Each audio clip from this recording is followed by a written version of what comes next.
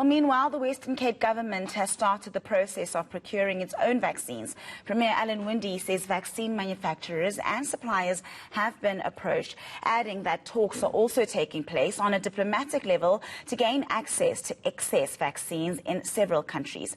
Our reporter Aisha Ismail tells us more.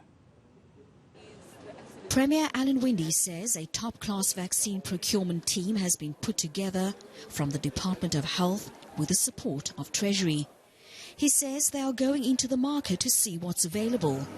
More than 24 companies have already been approached. So those are the documents that have been sent off to those 28 companies or wholesalers or suppliers to say, what have you got, what's the quantities, what's the delivery supply lines, getting all of that detail in place so that we can understand it, so we can place those orders. He stressed that all vaccines will have to be approved by the South African Health Products Regulatory Authority. Winde is also taking the diplomatic route by approaching consul generals and ambassadors. I've approached many governments around the world, and letters have gone off to those governments to say, if you have excess vaccines, and specifically what would help us is if they are in the Johnson & Johnson or Pfizer space, we are very keen on purchasing them.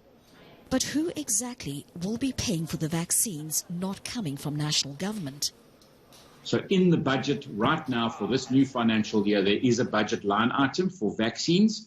And there's also a contingency item that could be used for further vaccines, but also for other mitigation of the risk of COVID-19 and the management.